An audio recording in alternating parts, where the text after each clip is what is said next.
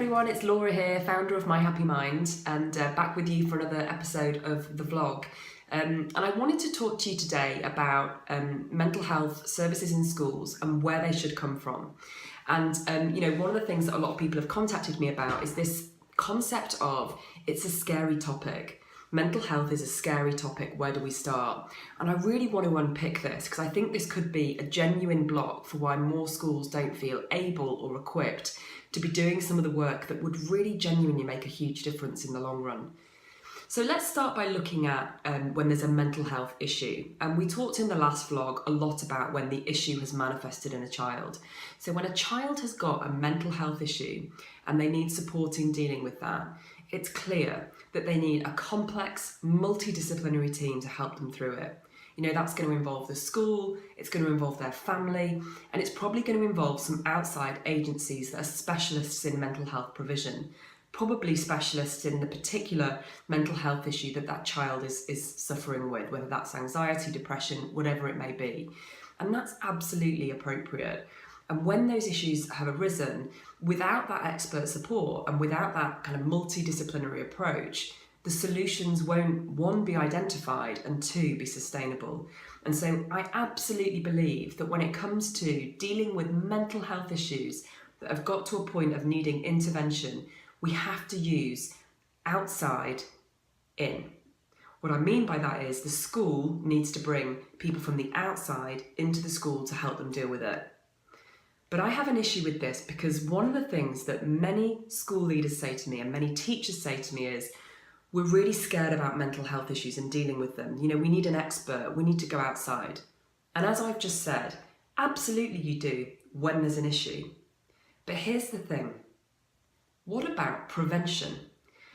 Mental health prevention, as I mentioned in the last vlog post, is going to be the key to impacting and turning this thing on its head. If we don't start being more proactive and more preventative and putting in place positive, habit-forming interventions in school at an early age, all that's going to happen over time is that the stats around how many children suffer with a mental health issue, which as we know right now is 1 in every 10 children from the age of 4 to 18 suffers with a diagnosable mental health issue. That stat is only going to go up unless we start doing some preventative work.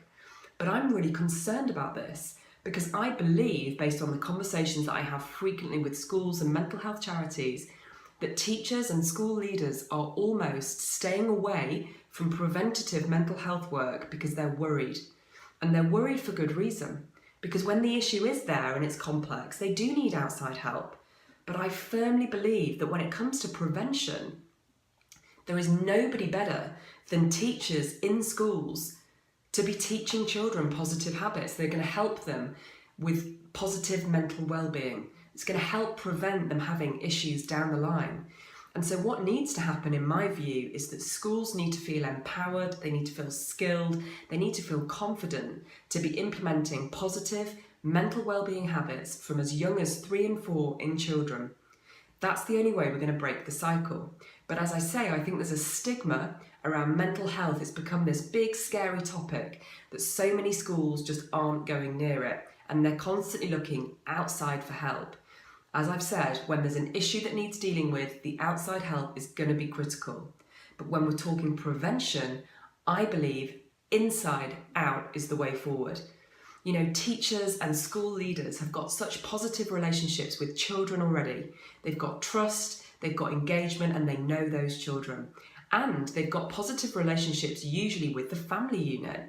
So who's better to help instill positive habits in children around looking after their own mental well-being than teachers? In my view, nobody. So I'm on a bit of a mission to help change the perception around preventative mental well-being work. Think of it as the 5 a day for mental well-being. How well and how successfully have we translated a model of healthy eating into 5 a day? Everybody talks about 5 a day. Everybody talks about needing your 5 a day to keep healthy.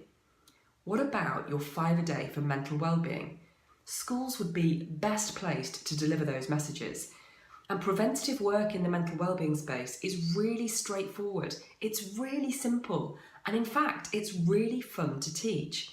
Kids love learning how to look after their brain, how to look after their own mental well-being. I know that because I teach it in schools, and I see how teachers, when they use our content, love teaching children. Children literally cheer when they say we're going to do work on looking after our mental well-being.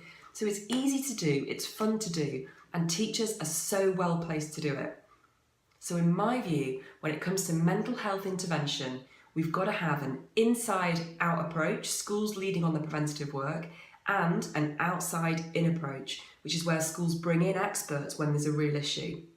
I think if we can get both of those things working together, we can genuinely, over time, see a huge impact on getting rid of some of the scaling up of mental health issues that we're seeing on a week-by-week, month-by-month basis.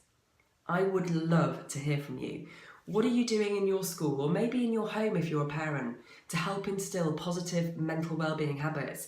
What's worked for you? What hasn't? Maybe you're in a school and you're doing some amazing work. We'd love to hear what it is. How can we together change the perception on this issue? Well, we can change it by talking about it, sharing experiences, and sharing what works. Until next time, take care.